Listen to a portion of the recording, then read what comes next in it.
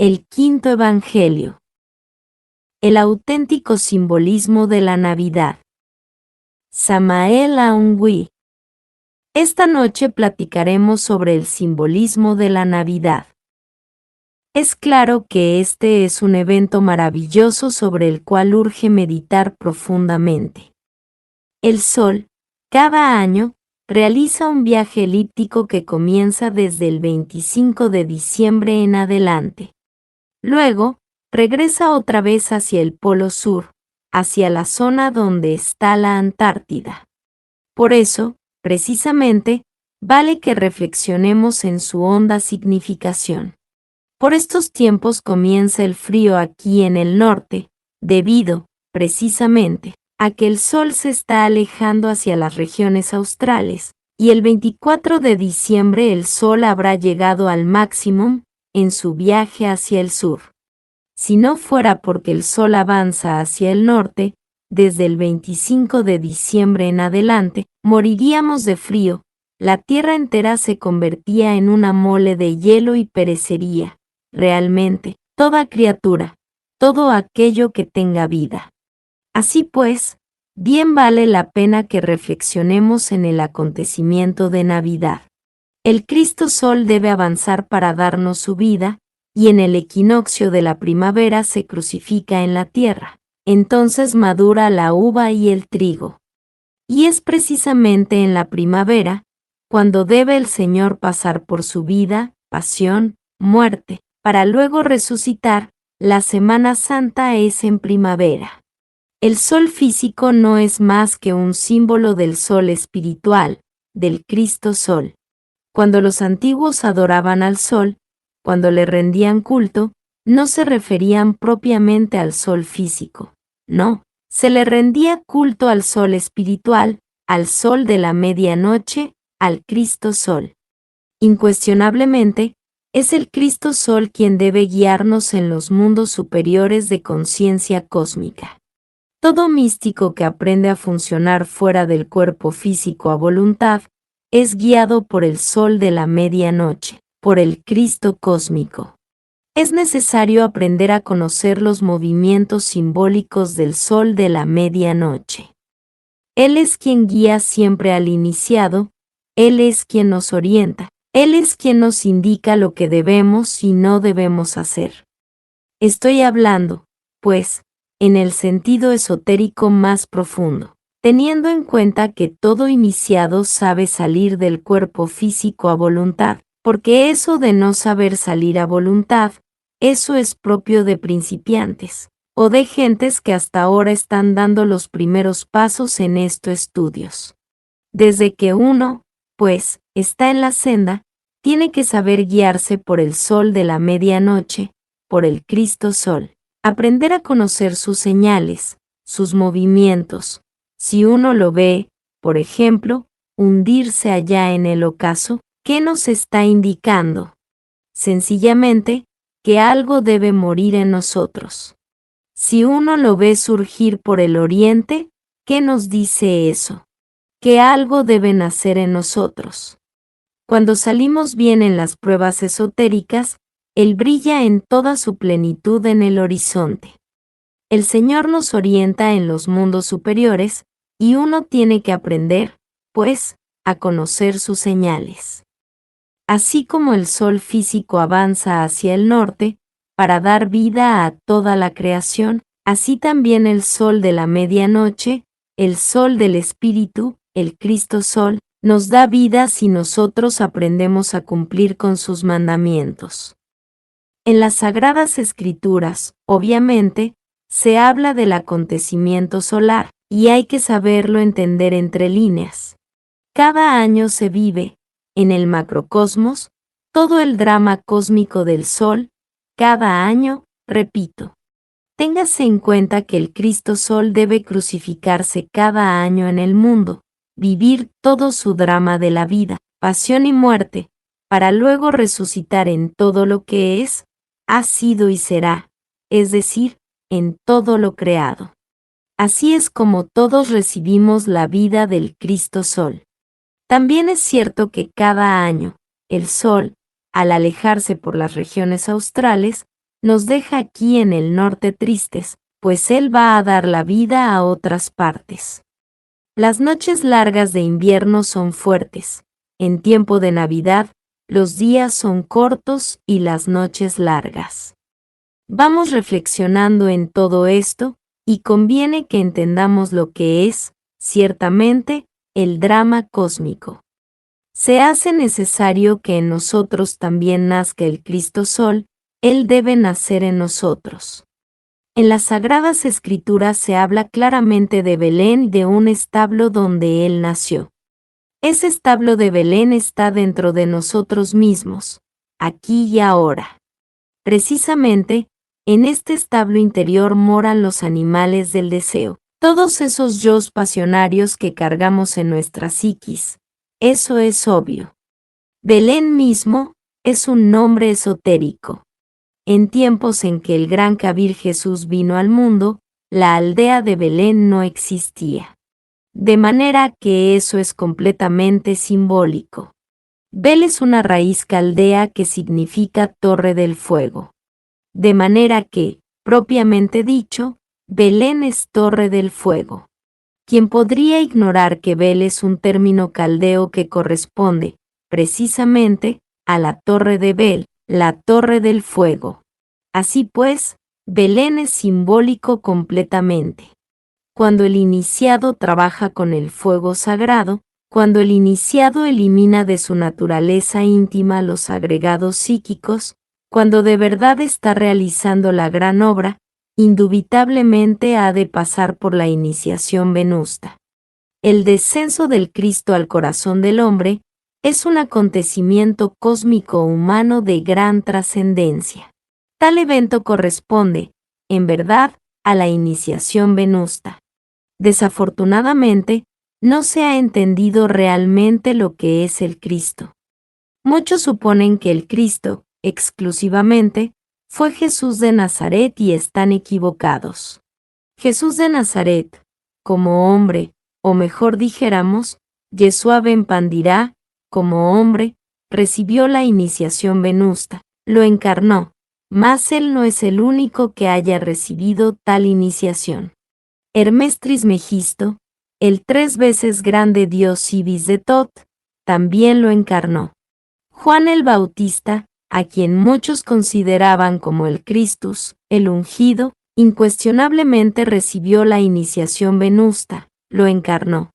Los gnósticos bautistas aseguraban, en la Tierra Santa, que el verdadero Mesías era Juan y que Jesús era tan solo un iniciado que había querido seguir a Juan. Habían por esos días disputas entre los bautistas y los gnósticos esenios y otros. Así pues, que debemos entender al Cristo como es, no como una persona, no como un sujeto. El Cristo está más allá de la personalidad, del yo y de la individualidad. El Cristo, en esoterismo auténtico, es el Logos solar, representado por el Sol. Ahora comprenderemos por qué los incas adoraban el Sol, los náhuatls le rendían culto al Sol, los mayas lo mismo, los egipcios idénticamente, etc. No se trata de la adoración a un sol físico, no, sino a lo que se oculta tras de ese símbolo físico. Obviamente, se adoraba era al Logos solar, al segundo Logos. Ese Logos solar es unidad múltiple perfecta. En el mundo del Cristo cósmico, la individualidad separada no existe. En el Señor, todos somos uno.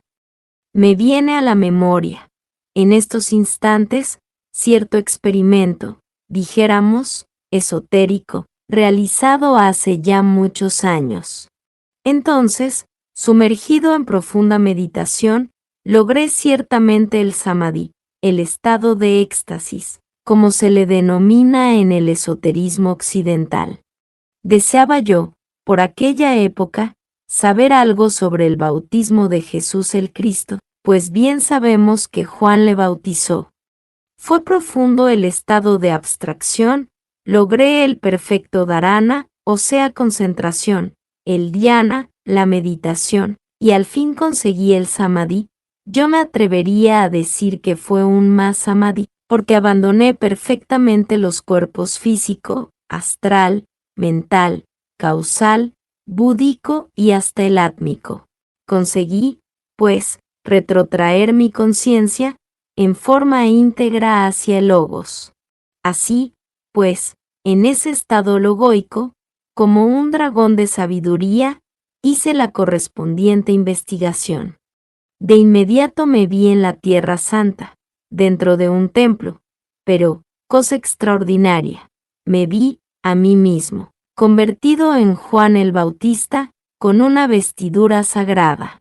Vi cuando a Jesús lo traían con su vestidura blanca, su túnica blanca.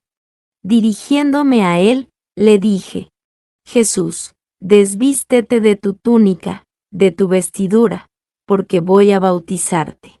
Después, saqué de entre un recipiente un poco de aceite, de ese de olivos. Le conduje al interior del santuario, lo ungí con aceite, le eché agua, recité los mantram zorritos. Posteriormente ya, el maestro se sentó en su silla, aparte. Yo guardé todo nuevamente, lo puse en su lugar y di por terminada la ceremonia. Pero yo me vi, a mí mismo, convertido en Juan. Claro, una vez pasado el éxtasis o samadhi, me dije, pero ¿cómo va a ser posible que yo sea Juan el Bautista? Ni remotamente, yo no soy Juan el Bautista. Me quedé bastante perplejo, y dije, voy a hacer, ahora, otra concentración, pero ahora no me voy a concentrar en Juan, voy a concentrarme en Jesús de Nazaret. Entonces escogí, como motivo de la concentración, al gran Maestro Jesús. El trabajo fue largo, dispendioso, la concentración se fue haciendo cada vez más profunda. Pronto pasé del dharana, concentración, al dhyana, meditación, y del dhyana pasé, posteriormente, al samadhi, o sea, al éxtasis. Un nuevo esfuerzo supremo me permitió desvestirme de los cuerpos físico, astral, mental, causal, búdico, átmico, hasta retrotraer mi conciencia o absorberla en el mundo del logo solar.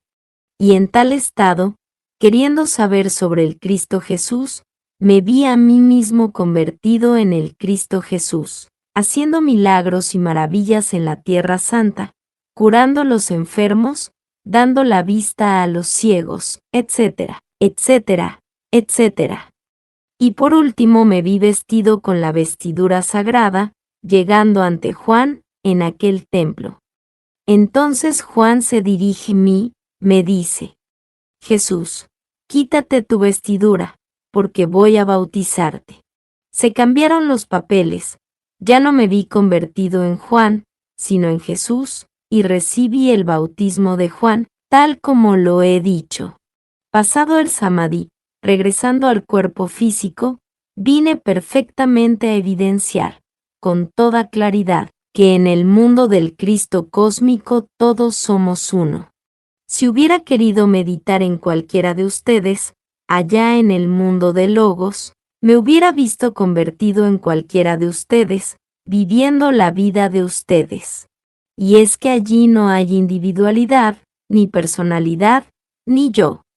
Allí todos somos el Cristo, allí todos somos Juan, allí todos somos el Buda, allí todos somos uno. En el mundo de Logos, no existe la individualidad separada. El Logos es unidad múltiple perfecta.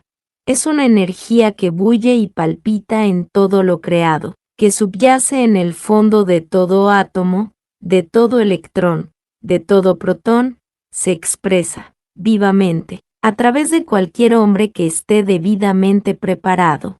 Bien, he hecho esta aclaración, síntesis con el objeto de especificar mejor el acontecimiento de Belén. Cuando un hombre está debidamente preparado, pasa por la iniciación venusta, y en la iniciación venusta consigue la encarnación del Cristo cósmico, en sí mismo, dentro de su propia naturaleza. Inútilmente habría nacido Jesús en Belén, si no naciera en nuestro corazón también. Inútilmente habría muerto y resucitado en la Tierra Santa, si no muere y resucita en nosotros también. Esa es la naturaleza del Salvator Salvandus.